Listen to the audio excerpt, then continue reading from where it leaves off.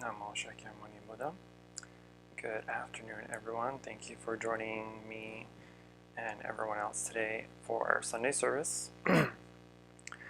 Before we do get started, please join me in invoking our teacher's name 3 times.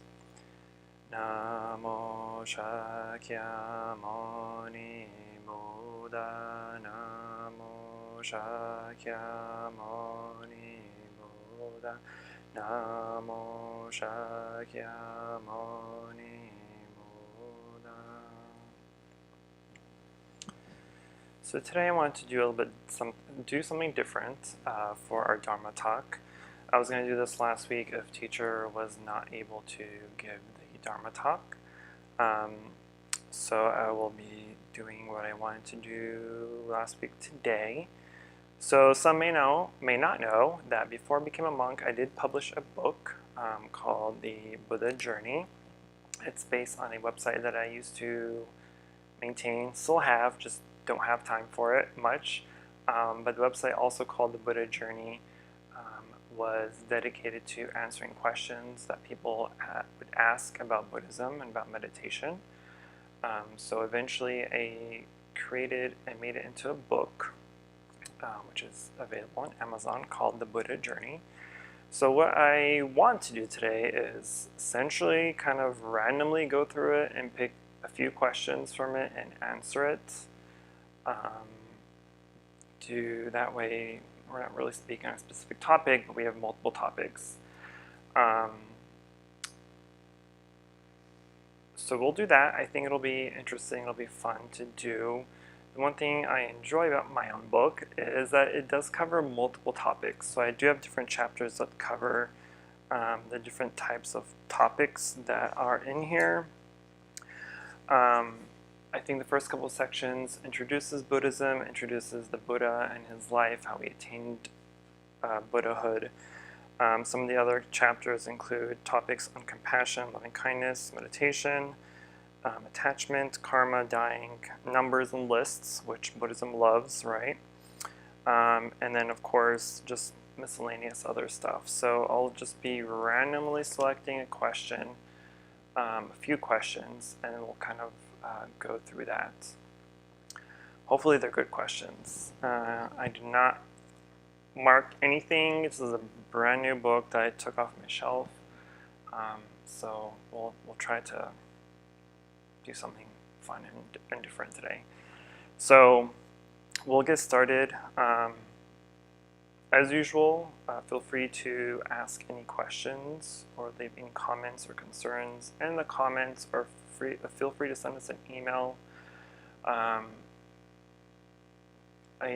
do try to get back to the emails within the same day or two. So if you have any questions at all about the Dharma talk or about any other topics that we may have discussed or you'd like us to discuss, please feel free to let me know or let teacher know.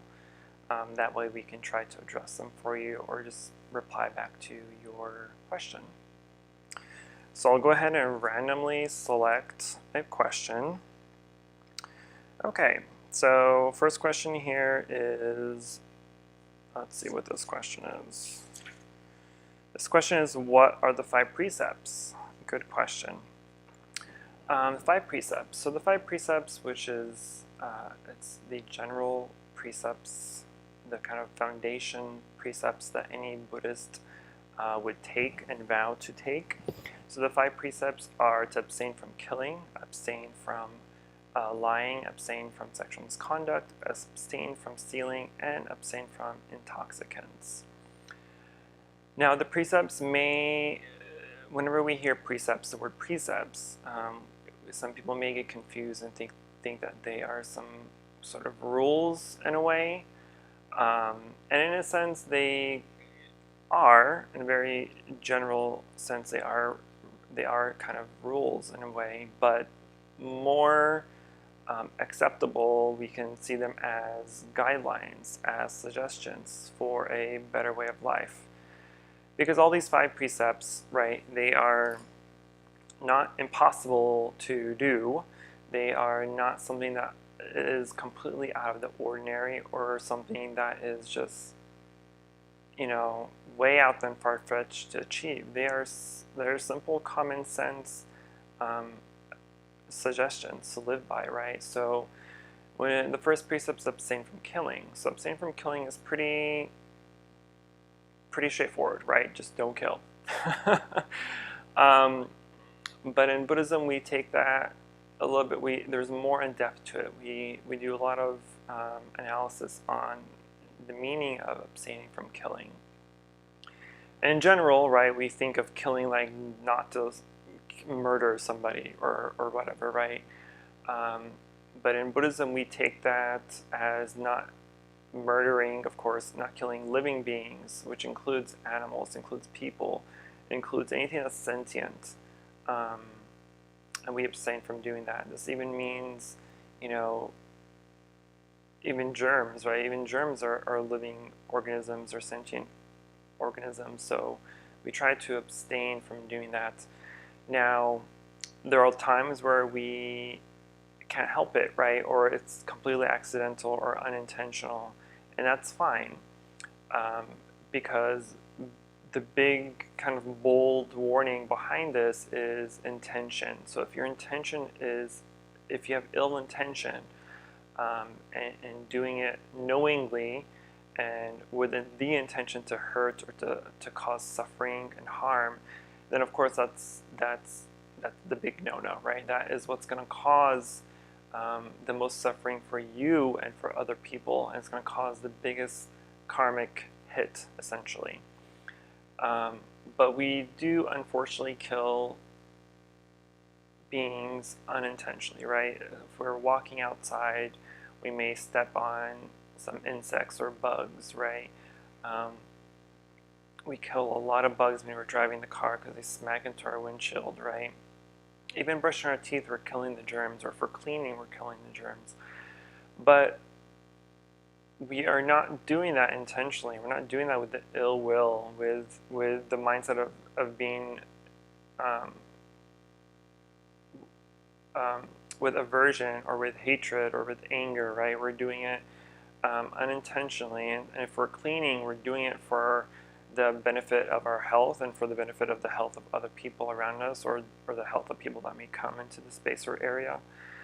So it's a little bit more than just not killing or not murdering, right? But that's also why we practice mindfulness, and that's why we practice mindful walking and mindful sitting, and anything we do, we must do in mindfulness. That way, if we are walking mindfully outside and we're paying attention to the area that we're walking, it can help us avoid stepping on bugs or insects, right? So if we do that with mindfulness, if we do everything with mindfulness, it will definitely help us be aware of our surroundings a little bit more and help us avoid unintentionally killing any insects or bugs. And then, of course, we have the precept of abstaining from lying, and that's kind of a duh kind of a thing, right? We want to avoid lying. Even a white lie is considered lying. However, depending on who you ask or who teaches the precept, some may say that lying for the benefit of the protection of somebody or some people is okay. And that's kind of the same thing with the whole intention thing, right? So the intention is the big topic here. And so some may say any lie, regardless of what it's for, who it's for, it's a lie. It's breaking the precepts. Others may say, like I mentioned, if it's for the protection of somebody or someone or people or whatever, right? It's protecting a bigger picture here, a bigger cause. Then it's still going to be a karmic hit because you're still in a way lying, but you're doing it for the benefit of protection. So we can kind of get away with that. That's my belief. Is that if you're doing it for the protection, for the bigger cause, the bigger picture, then you're still going to get a karmic hit, but it won't be as bad if you're doing it with ill will or with aversion. The third precept is abstain from sexual misconduct, which I think is the most confusing for a lot of people, especially newcomers. So sexual misconduct here does not mean no sex. It means having sex correctly, right? So you're doing it with only your partner or your significant other. You're not having multiple partners if you're with somebody, right? You're not cheating. You're not having sex with someone who's in a relationship or with too many sexual partners, right? You're basically, it's to protect yourself and others. So if it's not harming anybody, right? So if you're not cheating, if you're not breaking up a family or ruining a relationship or marriage, that would be, of course, considered breaking the precept. But as long as you're doing it with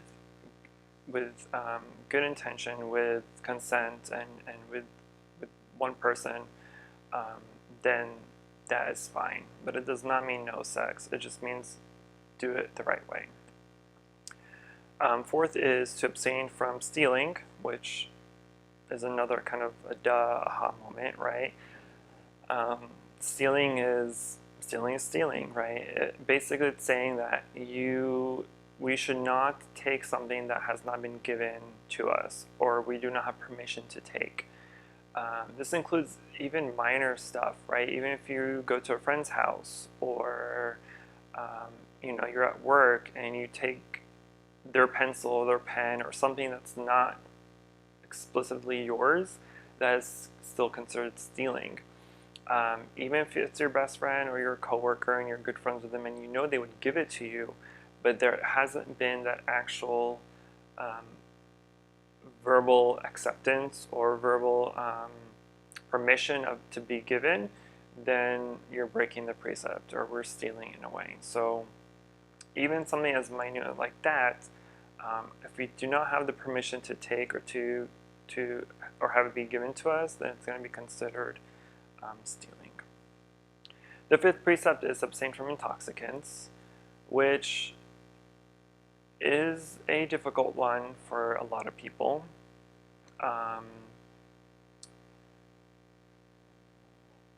There's also different translations of this precept, right? And I think probably one of the most traditional translations is to avoid anything that causes headlessness, right? So being drunk, for instance, or being high on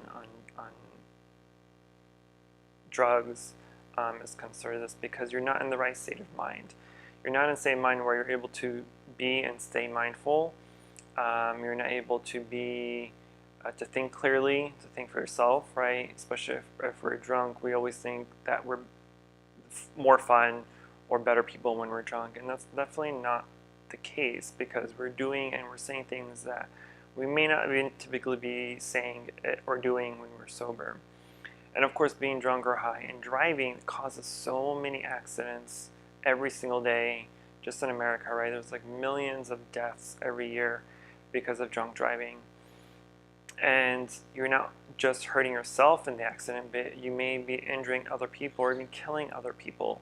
So you're not only causing suffering to yourself, but you're causing suffering to other people and to their family and to their friends, right?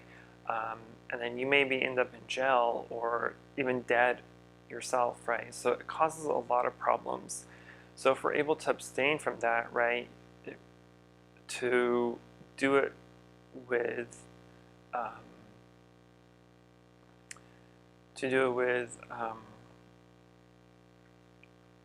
what's a good word I'm looking for?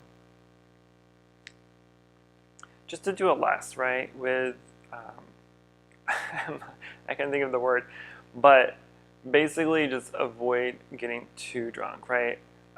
Teacher would always say you can drink, right? Maybe drink a beer or two, but stop there, because even there's even studies that say one beer or one glass of red wine is good for you, which is true, right? But one or two is fine. But don't think 10 bottles is gonna make you Superman, because that's definitely not the case. So don't overdo it. So if you do end up drinking or in a place or in a situation to drink, then just try to remind yourself to be cautious of how much you're drinking and what you're drinking, of course. So I'll keep at that. Let's go ahead and choose another question. Next question is about the 3 poisons. Ooh, that's a good question too. So the 3 poisons of mine is ignorance, greed, and anger. There's a lot to it. Let me just actually read it verbatim from the book. It'll probably be much easier and clearer because otherwise I can literally go on and on and on. I think I've spent like 2 sessions before speaking just on the 3 poisons because everyone that knows me knows I love to talk, and I can go on forever on certain topics, and the 3 poisons is definitely one of those topics. So let me just read it from the book. That way it's only a couple pages here, and I'll try to elaborate a little bit more. If I don't remember, this has been a few years since I've had this book, so I don't exactly remember what I've written, but I'll do my best to try to explain it as clear as possible. So the question was, what are the 3 poisons? So in Buddhism, the 3 poisons, or the 3 unwholesome roots, or the 3 fires, refers to ignorance, greed, and anger. Ignorance, greed, and anger are deeply embedded in the conditioning of our personalities. Our behavior is habitually influenced and tainted by these 3 poisons. These unwholesome roots buried deep into our mind, burning within us as lust, craving, anger, resentment, and misunderstanding. These poisons lay waste to hearts, lives, hopes, and civilizations, driving us blind and thirsty through the seemingly endless round of birth and death, samsara. The Buddha describes these defilements as bonds, fetters, hindrances, and knots, the actual root cause of unwholesome karma and the entire spectrum of human suffering. Although this teaching may appear negative or unpleasant, a wise understanding of the 3 poisons of ignorance, greed, and anger is ultimately positive and empowering. With this sublime understanding, we can clearly see and feel the factors that are causing confusion, unhappiness, and suffering in our lives. And with this clarity and insight, we can make the choices to eliminate those factors. The teaching of the Four Noble Truths clearly explains that when we embrace and understand the exact causes of our suffering and dissatisfaction, we can then take the necessary steps to extinguish those causes and liberate ourselves. This is certainly positive and empowering. In addition to meditation practice, there are also the antidotes or alternatives to the 3 poisons. For every defilement, the Buddha has given us the antidote, the method whereby we eliminate unwholesome mental attitudes and replace them with virtuous, wholesome attitudes which benefit ourselves and others. Therefore, the entire aim of spiritual practice is to gradually subdue the poison of ignorance, greed, and anger by cultivating the alternative mental factors that are directly opposed to them. These antidotes are called the 3 wholesome roots: non-ignorance, non-greed, and non-anger. So the first poison is ignorance. So ignorance or delusion is our wrong understanding or wrong views of reality.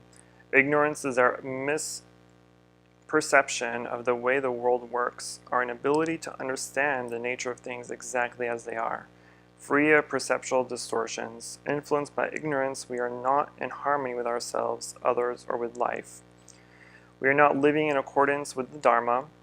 Affected by the poison delusion which arises from ignorance of our true nature, we do not understand the interdependent and impermanent nature of life. Thus, we are constantly looking outside of ourselves for happiness, satisfaction, and solutions to our problems. This outward searching creates even more frustration, anger, and delusion.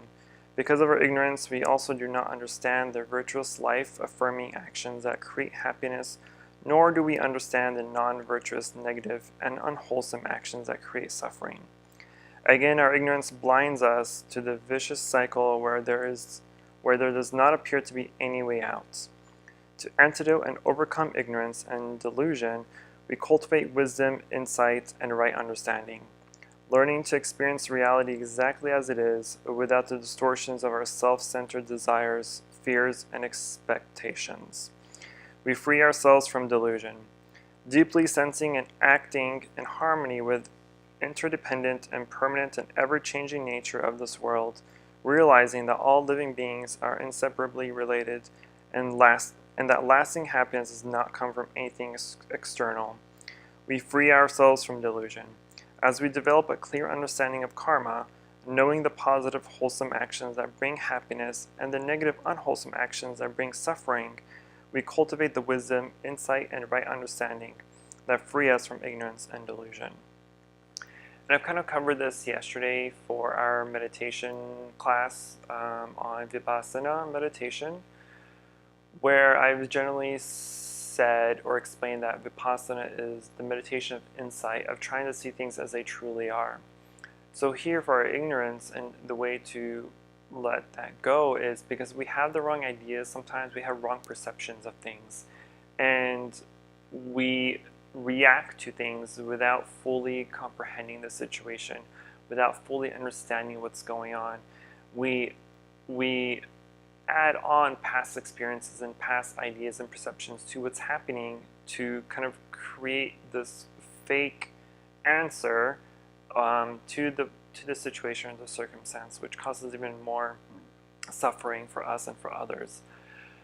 So when we are doing Vipassana meditation, for instance, we are taking things as they already are.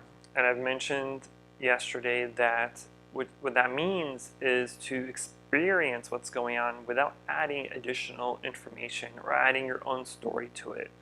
So when we are meditating and we hear a sound, for instance, right, we just acknowledge that a sound is just a sound. Just experience the sound as it's happening without adding questions to it, without giving a story to it. So we're not asking ourselves who it is, where it's coming from, what's happening, what's going on, what's making it, what's causing it, right? We're not adding to it, because when we do that, we are adding false ideas and perceptions to the noise, and the noise could just be a noise. It's just that, it's nothing more. But our habitual mind constantly adds those additional things to it, which creates a false perception of the sound. So that means when we hear something, a sound for instance, we experience it just as a sound. We acknowledge a sound, we take it in, and we just let it go and continue with our meditation. The next poison is greed. And our greed is a burning desire, an unquenchable thirst, or tanha in Sanskrit, craving and lust. We want the objects of our desire to provide us with lasting satisfaction, so we feel fulfilled, whole, and complete. The poison of greed creates an inner hunger, so that we always seem to be striving toward an unattainable goal. We mistakenly believe our happiness is dependent upon that goal. But once we attain it, we get no lasting satisfaction. Then once again our greed and desire will arise, looking outside of ourselves for the next thing that will hopefully bring satisfaction. Influenced by greed, we are never content. Another common face of our greed shows up as a lack of generosity and compassion toward others. Even a moment of honest and mindful introspection will reveal how deeply rooted our greed can be. We can experience the symptoms of our greed appearing in even the most trivial instances, and of course greed can manifest itself in even more compulsive and destructive ways as well. We always seem to want more. We want bigger and better things. We want to fulfill our insatiable inner hunger and thirst or cravings. This type of greed affects our personal lives, our professional lives, and the domain of international business and politics. Global conflict and warfare, as well as the destruction of our precious environment, are obvious symptoms of our corporate and political greed. Our greed, craving, and thirst affect each of us on a personal and global level. Our greed is an endless and damaging cycle that only brings suffering and unhappiness in its wake. To antidote and overcome greed, we learn to cultivate selflessness, generosity, non-attachment, and contentment. If we are experiencing greed, strong desire, or attachment, and we want to let it go, we can contemplate the impermanence or the disadvantages of the objects of our desire. We can practice giving away those things we would most like to hold on to. We can also practice acts of selfless service and charity, offering care and assistance to others in any way we can, free of all desire or recognition or compensation. In truth, there is no objection in enjoying and sharing the beauty, pleasures, and objects of this material world. The problems associated with greed and attachment only arise when we mistakenly believe and act as if the source of our happiness is outside of ourselves. In topics where I'm speaking on maybe the 6 perfections or generosity, I always explain the meditation of generosity, or the meditation on giving, which is a meditation I teach about visualization. So we are visualizing ourselves giving away the most precious objects and items we have that we hold on to. So I would ask you to visualize either you standing in front of your door, or perhaps you're giving a yard sale or a garage sale, and as people come up to you, and these can be family members, these can be friends or strangers, or even enemies, and you're giving away valuable stuff that you believe have either sentimental value to you, or they are just expensive, or whatever it may be, right? But you're visualizing yourself giving these items away. And as you're doing that, this hopefully releases these feelings of attachment and the greed that you have towards them. Because we feel sometimes that these items are what gives us happiness. They are the things that cause us to be happier and happier as we accumulate more of it, right? Which is definitely not the truth, right? Because if something were to happen to it, if it got broken or stolen or just kind of fades away because it's old, then because we're so attached to it, when it does stop working or breaks, we become so enraged, right? Or we become saddened and depressed even, because this item that we have held on to for so long, or we feel so attached to, is gone now, that we just don't know what to do with ourselves anymore. And that causes us to suffer. And sometimes we accumulate so much of the same thing because we're like, oh, if one dies or breaks, we have another. But eventually everything's gonna end. Everything is impermanent, right? Even the house we live in can last hundreds of years, but eventually it will rot and fall down, right? And even the same thing with our cars, with our phones, even with people in our life. Everything we do does cause that suffering because it's impermanent. And with impermanence, we feel like because we feel it's permanent, we feel it will last forever. And that's definitely not the case. And whenever we feel like that, and we feel like it's going to last forever, then that's what causes us to suffer. And until we let go of the feelings of things are permanent, and we allow ourselves to acknowledge that things are impermanent, that when they do go away, or when they break, or when they fall apart, or when people pass away, it's not as shocking, and we don't have a feeling of resentment or anger towards it. We have come to the conclusion that we've acknowledged that impermanence is there, so that way, and when we meditate on impermanence or practice meditating or contemplation on impermanence, it allows us to finally come to the conclusion when something does die or break that it's not that big of a deal. It's easier for us to accept that things are eventually gonna fade away, or gonna break, or pass on. So that's the second poison. And the third and last poison is anger. The symptoms of anger can show up as hatred, hostility, dislike, aversion, or ill will, wishing harm or suffering upon another person. With aversion, we habitually resist, deny, and avoid unpleasant feelings, circumstances, and people we do not like. We want everything to be pleasant, comfortable, and satisfying all the time. This behavior simply reinforces our perception of duality and separation. Hatred or anger thrusts us into a vicious cycle of always finding conflict and enemies everywhere around us.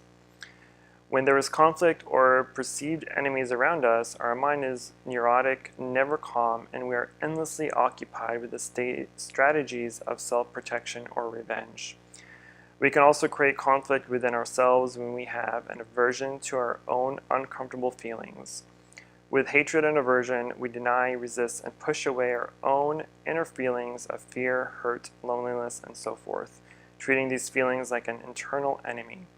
With the poison of anger, we create conflict and enemies in the world around us and within our own being. To antidote and overcome anger and hatred, we learn to cultivate loving kindness, compassion, patience, and forgiveness. When we react to unpleasant feelings, circumstances, or people with hatred, anger, or aversion, we can use these sublime antidotes to counteract the poisons. Here we learn to openly embrace the entire spectrum of our experiences without hatred or aversion, just as we practice meeting unpleasant experiences in the outer world with patience, kindness, forgiveness, and compassion. We must also practice meeting our own unpleasant feelings in the same way.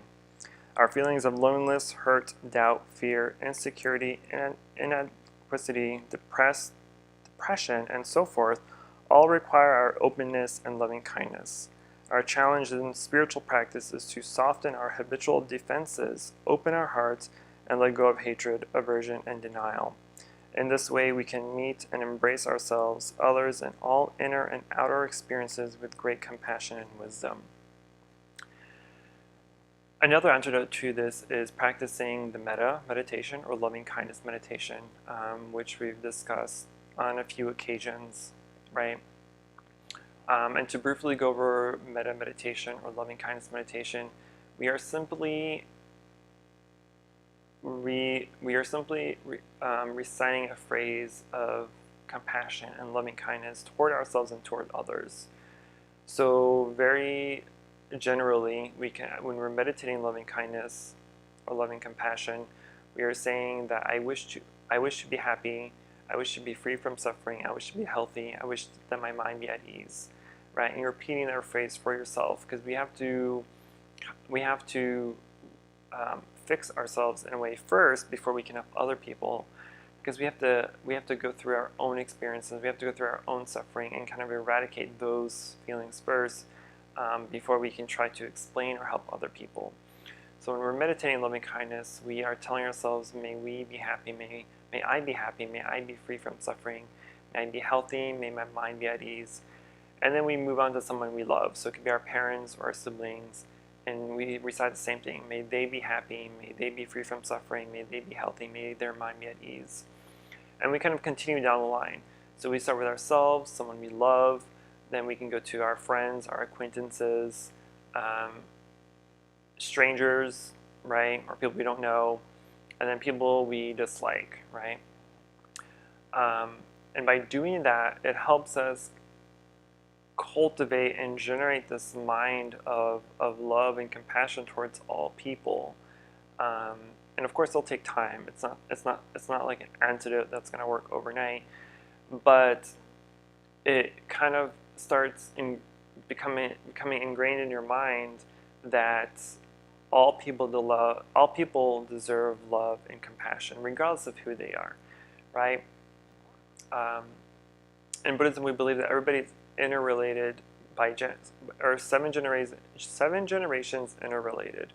So that means that anybody in a past life could have been your parents, could have been your sibling, could have been your significant other or your friends, right?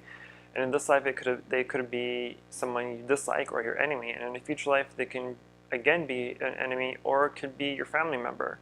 So because of that, because anybody could be someone you've loved or cared for before, why not treat them the same way now? So when we see people that are homeless or people that are different from us, unfortunately, we tend to either be negative or to judge them, or negative thoughts can arise because of that, because of their differences, and that's definitely not a wholesome mind or wholesome attitude to have, right? Because if we think that way, then we're going to think that they are different from us, but they're not different from us, because we are all human beings. We all can experience love and compassion and happiness, and we can also experience the same kind of suffering. We all, have the same internal organs and red blood and tears, right? We all share so many commonalities, but just because they may be a different color or race or nationality or from a different country does not make them any different. They are the same human being, just on a different side of the planet or whatever. And so when we see a homeless person or see someone that's different, we need to acknowledge them as someone we may have loved in a past life. So we treat them with loving kindness and compassion, right? And because so many people don't, that's where so much separation has become in the world. We're separated by class, we're separated by caste systems, and we're separated by nationalities and ages, and we're in so many categories that people have created, right? These are false ideas, false perceptions, because they are man-made, they are created, they are not real. But because we've grown up in that kind of world and society, that we often think that there's no other choice but to think that way, right? Which is why there's so much anger and hatred in our world now. But if we start removing these categories and these discriminations of people and races and whatever that we have in the world, and everyone just ends up being in one pot, one pile, right? They're not separated anymore. And as much as we try to do that, we're doing it in the wrong way. We're trying to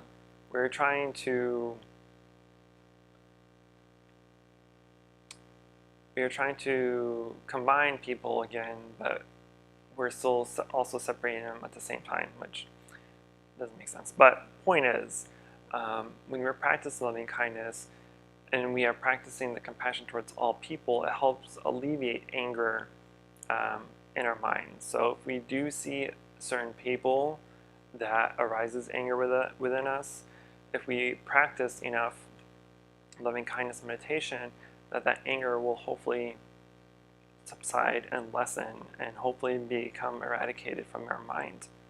And when we do that, and when that happens, just imagine how much more freeing that is, right? Just imagine the freedom in our mind, because being angry or feeling hatred towards somebody or someone or people bring us so much more other anxiety within us, and we feel so heavy, right? We don't feel free enough. We don't feel free. But when we react with people we do love, like our family or friends, right? We feel free. We feel comfortable. We feel loved, and we exchange love with them. So we want that same feeling for anybody and everybody else in the world. So we practice loving kindness and compassion so that hopefully we can generate enough love within ourselves that we are capable of extending it out to other people. So I've already spent more than 30 minutes only discussing 2 topics. I really wanted to go over at least like 3 to 5 questions, but maybe I'll continue doing this for next week's service, because I think this is a great opportunity to go over different types of topics in a short period of time. But as usual, if you have any questions or comments or concerns, feel free to leave a comment somewhere or send us an email, and we'll be happy to answer that either via the email, or I can answer it during a service session. So that is for my talk today, so please join me in invoking teacher's name and sharing the merit.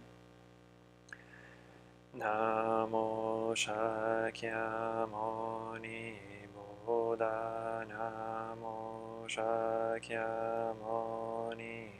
Buddha, Namo Shakyamuni Buddha. For any positive karmic action we've accumulated here today, we wish to transfer the merit to all sentient beings and wish them full enlightenment. We'll now go to our general chanting. So if you have our book, please join me in chanting for our general service. You can also download the chants from our website on our services page. That way you can follow for our chanting.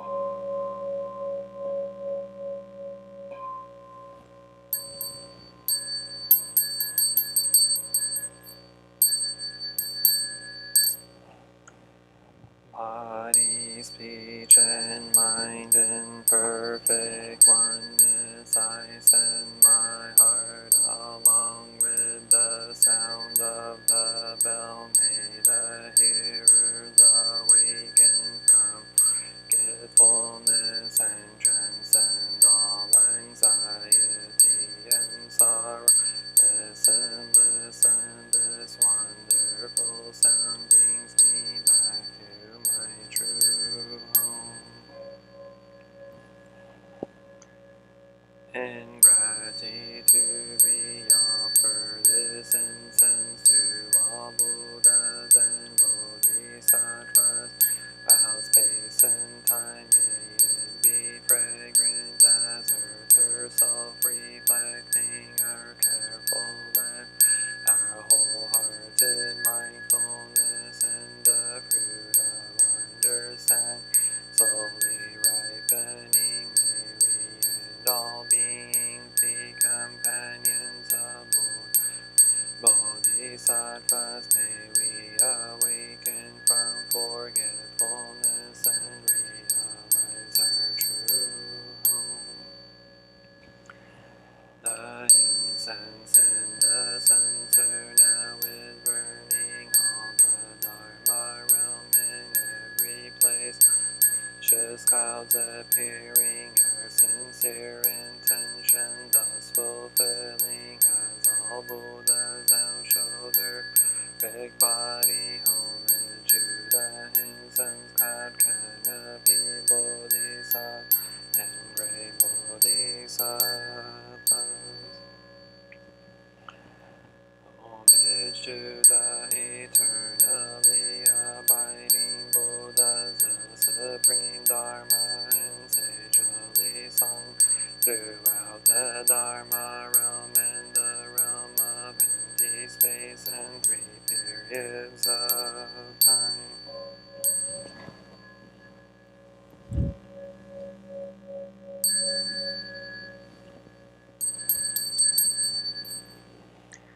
Homage to the fundamental teacher Shakyamuni Buddha Maitreya, honored Buddha Manjushri, great wisdom Bodhisattva, universal great conduct Bodhisattva, all Dharma guarding Deva Bodhisattvas, and the magic mountain Assam of Buddhas and Bodhisattvas.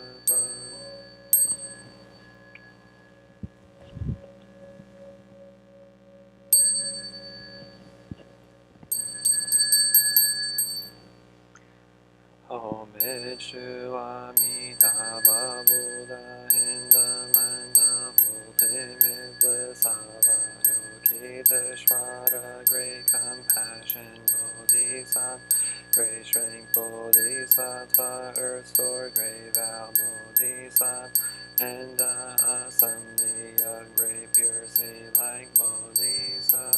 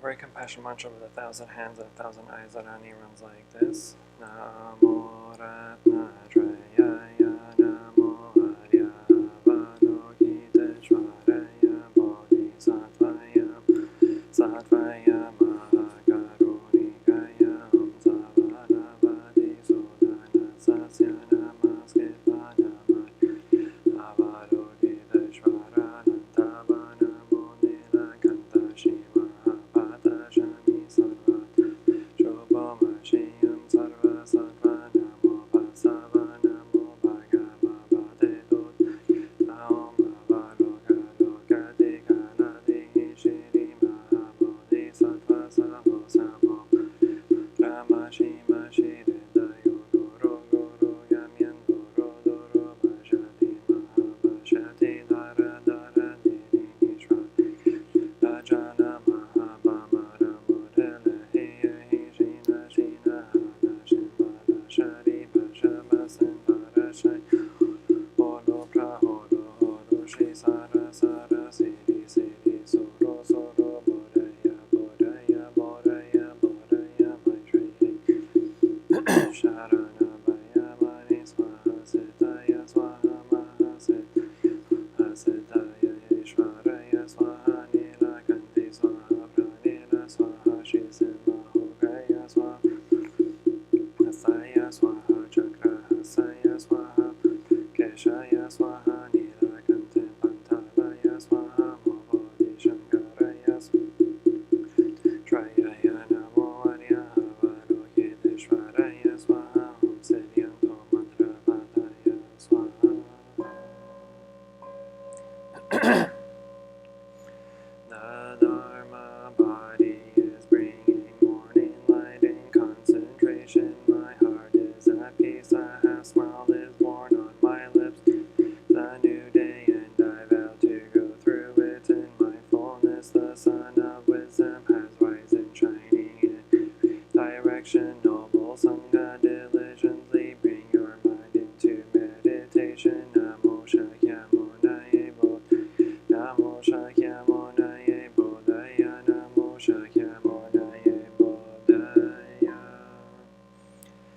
The one who bows and the one who is bowed to are both by nature empty. Therefore the communication between them is inexpressibly perfect. Our practice center net of Indra, reflecting all Buddhas everywhere as my own person reflects in all Buddhas, to whom with my whole life for refuge, offering light in the 10 directions, the Buddha, the Dharma, and the Sangha, to whom we bow in gratitude, teaching and living the way of awareness gives right of suffering and confusion. Shakyamuni Buddha, the awakened one, to whom we bow in gratitude, cutting through ignorance, awakening our hearts and our minds. Manjushri, the Bodhisattva, great understanding, whom we bow in gratitude,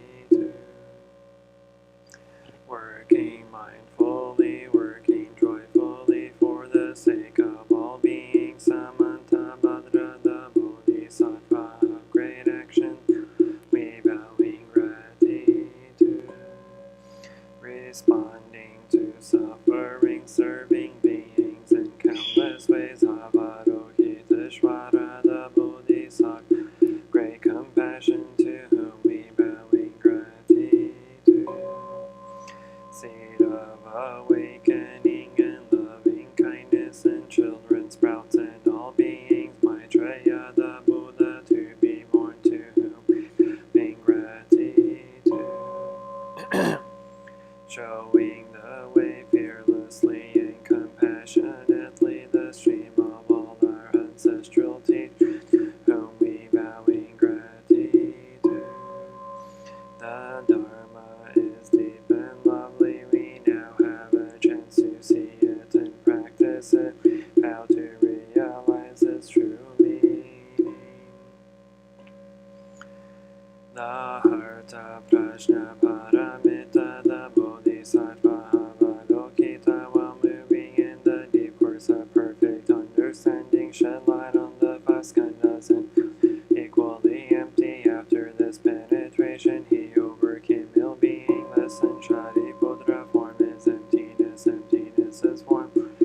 Other than emptiness, emptiness is not other than form. The same is true with feelings, perceptions, mental formations, and consciousness. Lesson Shariputra, ones are marked with emptiness. They are neither produced nor destroyed, neither defiled nor immaculate, neither increasing.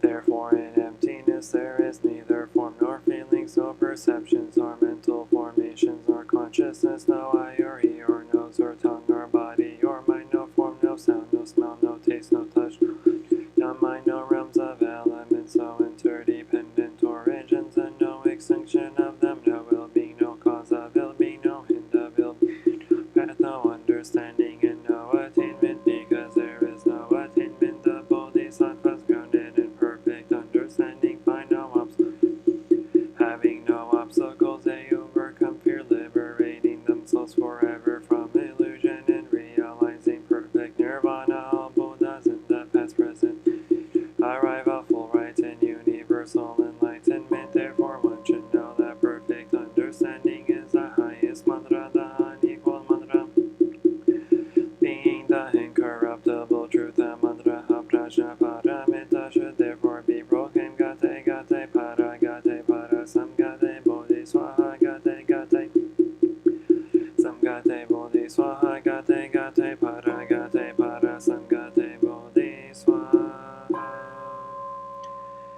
We invoke your name, Avalokiteshvara. We aspire to learn your way of listening in order to help relieve the suffering in the world. You know how to listen in order to understand. We invoke your name to practice listening with all our attention and open-heartedness. We will sit and listen without any prejudice. We will sit and listen without judging. We will sit and listen in order to understand. We will sit and listen so attentively that we will be able to hear what the person is saying and also what is being left unsaid. We know that just by listening deeply, we already alleviate a great deal of pain and suffering in their person.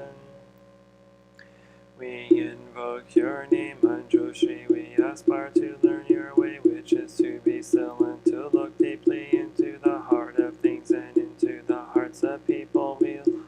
With all our attention and open-heartedness, we will look with unprejudiced eyes. We will look without judging or reacting. We will look deeply so that we will be able to understand the roots of suffering through the impermanent and selfless nature of all that is. We will practice your way of using the sword of understanding, bonds of suffering, thus freeing ourselves and other species. We invoke your name, Samantabhadra. We aspire to practice your vow to act with the eyes and heart of compassion, to bring joy to one person in the morning, the pain of one person in the afternoon. We know that the happiness of others is our own happiness, and we aspire to practice joy on service. We know that every word, every look, every action, and every smile can bring happiness to others. We know that if we practice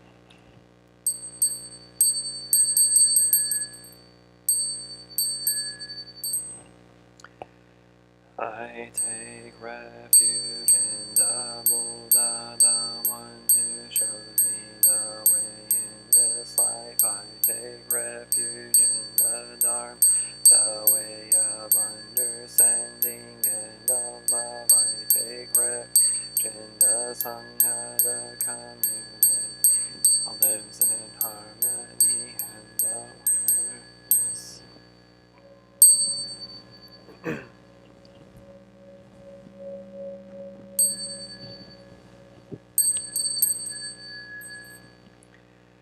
Dwelling in the refuge of Buddha, I clearly see the path of light and beauty in the world. Dwelling in the refuge of my hope, many doors on the path of transformation. Dwelling in the refuge of song, shining light that supports me, keeping my practice free of obstruction.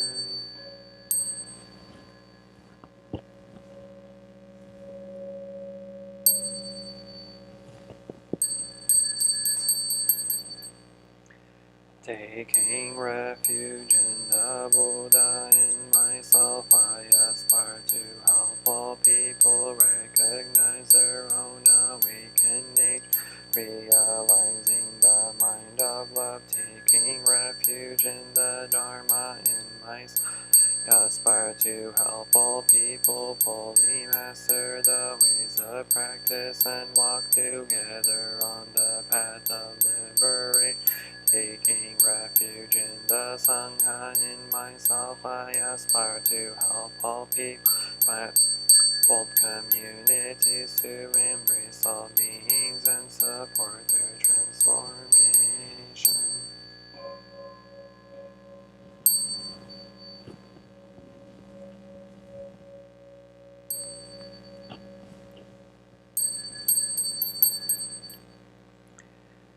Reciting the sutras, practicing the way of awareness gives rise to benefits without limits. We vow to share the fruits with all beings. We offer tribute to parents, teachers, friends, and numerous beings who give guidance and support along